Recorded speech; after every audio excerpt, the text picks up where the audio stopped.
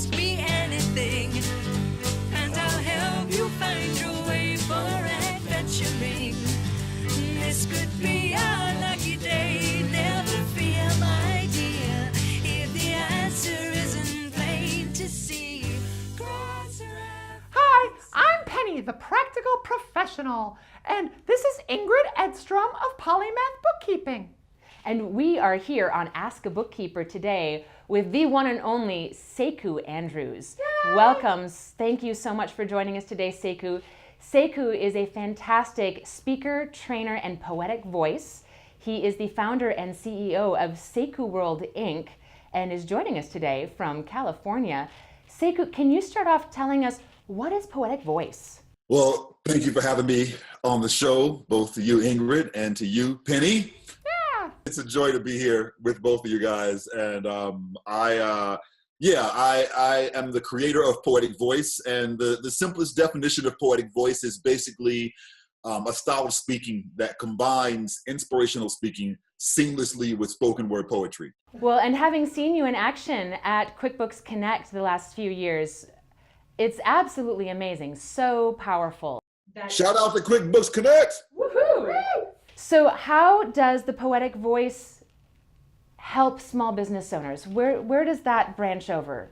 The intention behind Poetic Voice was simply me saying, I believe that there was a more dynamic way to communicate, to lead and influence others, to create an experience where audiences and clients don't have to choose between the information and the inspiration. And a lot of times, as I'm sure you can relate to, Penny, when there isn't an existing space for you, then you have to create that space. And I wanted to create that space through Poetic Voice that basically allows people to understand how their data and information can be embedded in and merged more powerfully with their stories and information to affect people on a human level while still delivering business messages. And that's how Poetic Voice can help small business owners.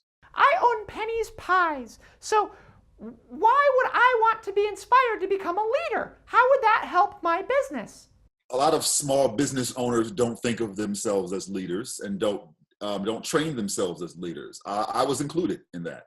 There was the sense of the only person that I need to lead or keep up with is myself, my own hustle, my own aspirations and dreams. But the fact of the matter is, the moment that you begin to expand your business beyond yourself, then you are automatically in a position of leadership, because now you're saying, I need to lead others that are looking to me for guidance. I need to lead my customers to my product.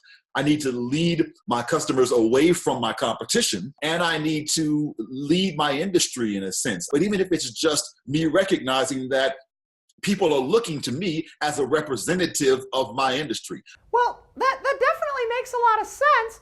How would one start that process? The first part of it is surrounding yourself with community. Surrounding yourself with community that is smarter than you so that you can learn from them. Surrounding yourself with people who you find incredible value in, and they also recognize and find value in you. The second thing is to invest in your education. Be a lifelong learner. It's also to make sure that you strengthen and amplify the power of your own voice. Yeah. Sekou, I love what you were saying about both community as well as education, particularly since that is exactly what we're focusing on here by creating the Ask a Bookkeeper community and this educational series.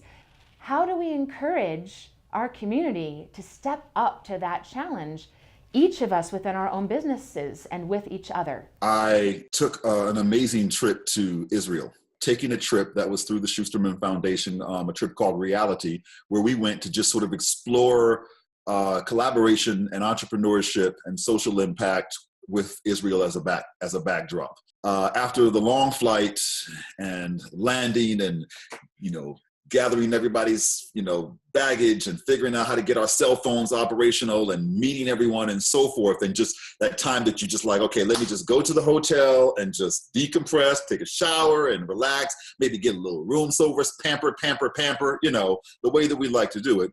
No, instead they sent us out to the middle of a goat herding field.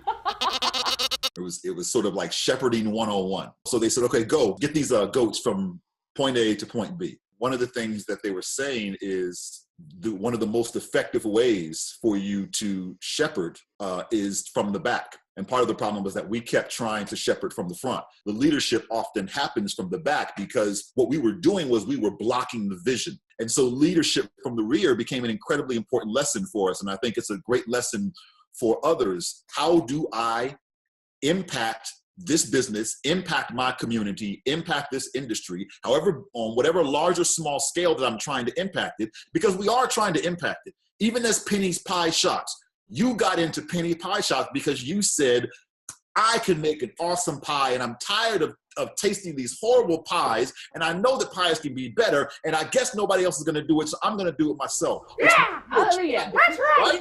Right. But at the end of the day, the moment you step into that space, you are stepping into the space of a leader.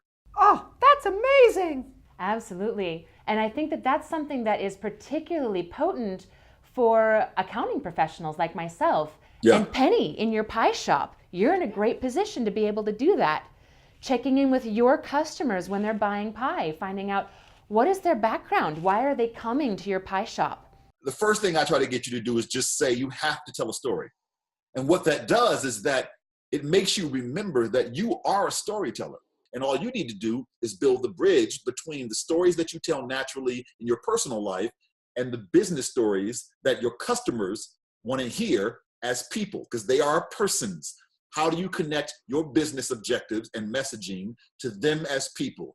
There's a new pie shop that just opened up just a few blocks away, and it's caused me a little bit of stress. I've already lost a few customers. See, they're selling their pies cheaper than I am, but I feel like they're not as good of quality. So what can I do to set myself apart from them?